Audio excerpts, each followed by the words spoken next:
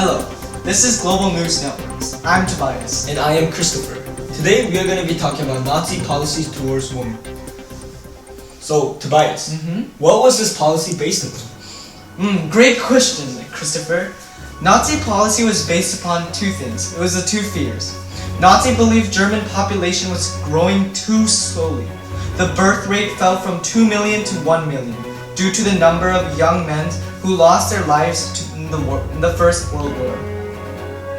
This was a huge problem to Nazis because a vast German population was needed to justify the policy of Lebensraum, a policy in which Germans would conquer new lands to provide living space for the master race, or the master Aryan race. And the second fear was Nazis were afraid their master race were becoming impure due to intermarriage with inferior groups, such as the Jewish groups or the ones with disabled. Therefore, the Nazis made it their policy to encourage more births and prevent a weakening of their master race. What a fantastic answer, Tobias. Thanks, Christopher. To our reporter Ava, who's interviewing a beautiful young woman in Berlin.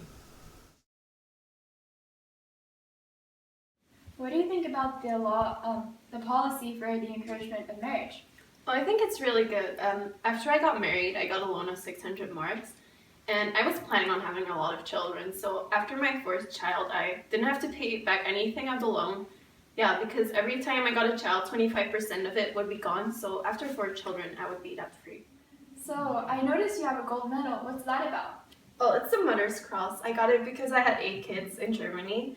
I got 2 pairs of triplets and 1 pair of twins, so I worked really hard for it. It was a lot of work, so now I get privileges like a privileged seats at Nazi meetings or rallies and other things. So yeah, I'm really happy with it. Yeah, that's really cool. How do you feel? Are you really happy? Oh, yeah. Are you really proud of this? Yeah, I'm really proud of this. I worked really, really hard for it. 2 sets of triplets, that's a lot of work. Yeah, I can imagine. Yeah. Thank you for your time. You're welcome. Bye. Bye. Christopher, may I ask you a question? Yes. What did the Nazis do to encourage more births? So Nazis encouraged more birth by number 1, restricting death of German babies. Abortion was prohibited and contraception was banned. Number 2, they gave special privileges to married couples, such as providing loans of 600 marks to married couples and only to married couples. Also, 25% loan was scrapped after giving birth to every child, meaning that after 4 child, there was no fee to be paid. Number 3, Nazis only allowed households of at least 4 children to be called a family. Number 5, any marriage couples that have failed to produce an offspring were given the rights and were encouraged by the government to divorce and try again with a new mate. And lastly, Lebensborn. So this was when single Aryan women were encouraged to visit the Lebensborn centers where they would meet up with SS soldiers to produce a healthy Aryan offspring. Great answer, Christopher.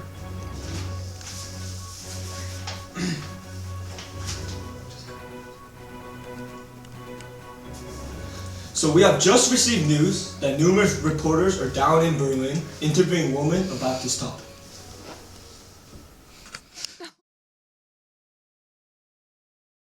I'm here with some women from Nazi Germany, and I'm going to interview them on the policies that Hitler has just named for them. Let's get to it. Hi, my name is Bastian. I'm an SS officer in Nazi Germany, and I'm about 33 years old. What do you think about the constant policy? I think it's really beneficial for Germany because we can improve and strengthen the Aryan race. And for me personally, I've lost count how many kids I have, so what's not to like about it? Hi, can you tell me about yourself? Yeah, I'm Maxine. I have 32 years old and I have 2 kids. 100 marks and plus 2 kids, so that's a lot of things to pay, and that's pretty hard. That sucks. What do you think about the Lebensraum policy? I think it's really good. I have 10 kids and all of them are Aryan, which contributes to Nazi Germany, you know? And they're also strong. My boys are great soldiers. My daughters are great at taking care of kids. And all of them are Aryan, which contribute to Nazi Germany. They're athletic, they're strong, they're beautiful, so that's all good. What do you think about the policy toward a woman? I lost my job because the policies. I had a really steady job as a doctor, but because the Nazi think that the role of women should be at home, cook, and go to church, I lost my job, which I really liked. So I don't like the policies towards women. Hi, tell me about yourself. My name is Hans. I'm a male from the Nazi Germany, and I'm about 30 years old, and my wife is blind. What do you think about mother class policy? It's really not beneficial at all because for us, since my wife can't have kids anymore, we still want the kids and we still want to have the privileges, but we're not allowed to because of Mother's Cross policy and of the preservation of Aryan blood policy. Thank you for all those reports. So, Christopher, how successful were Nazi policy towards women? Well, between 1933 and 1939, the number of marriages increased. So I would say it's pretty successful. But don't you think there was a fact that women were stripped of their jobs, such as the 3,000 that were in the doctor nursing industry, and also the women that were in the Reichstag, and they all lost their job. And at the very end, they had to take up the positions of men in the working industry. So I don't think it was that successful, but it did accomplish what the Nazi Party wanted. So that's all for today. I'm Tobias, I'm Christopher. and this is Global News Network. Hello, my name is Tobias from Global News Network, and for this little segment I wanted to explore more on Nazis and their policy to encourage more births and prevent a weakening of the master race. In addition, I will be evaluating if the Nazi policy towards women were or were not successful. The Nazi Party had an interesting method to encourage birth. One example was through a special award called the Honor Cross, which would give a medal depending on how many children you had conceived. For example, if you had 4 children, you would receive a bronze medal. Those with 6 would receive a silver, and those with 8 or more children would receive the gold medal. Another unique method the Nazi Party used to encourage birth was a breeding experiment called Lebensborn.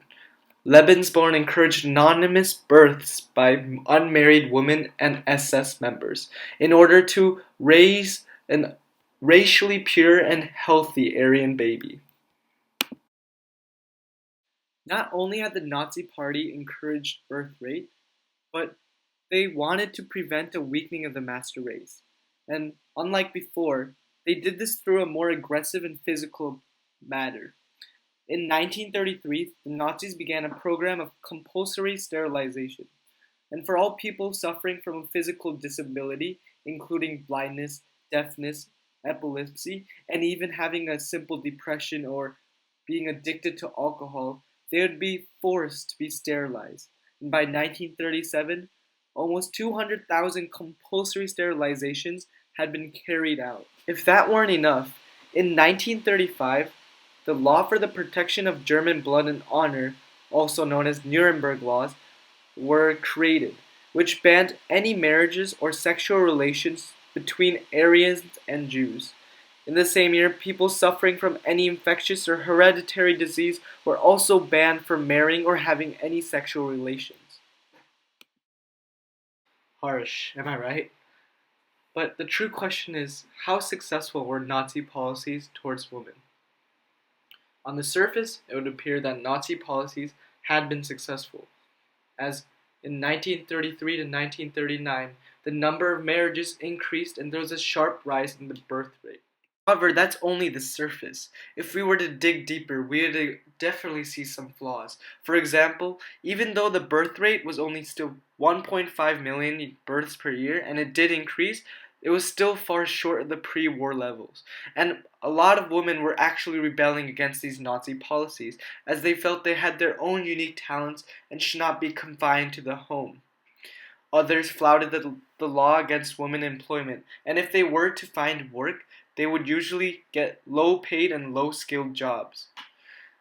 And to summarize all of this up, despite initially driving women out of paid employment, the Nazis were later forced to abandon this policy.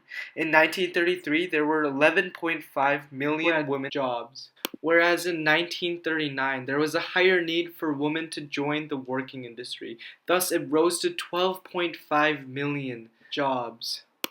Wow, that's a lot of flaws. So, how successful were Nazi policies towards women? In my opinion, I would say they were not successful at all. So this video might have been quite lengthy, and I might have crammed a lot of information on your brain, but I hope you learned something new and enjoyed the video. This is Global News Networks, and I'm Tobias. Goodbye. Think about the policy to I had a really steady job as a doctor. She's filming me! Stop filming me!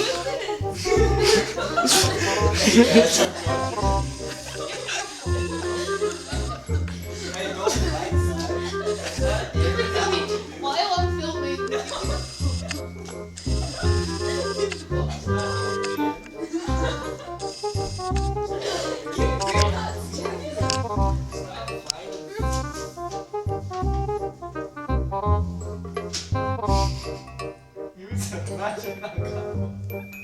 Sorry. Thank you for watching. Thank you for watching. Thank you for watching. Thank you. Thank you.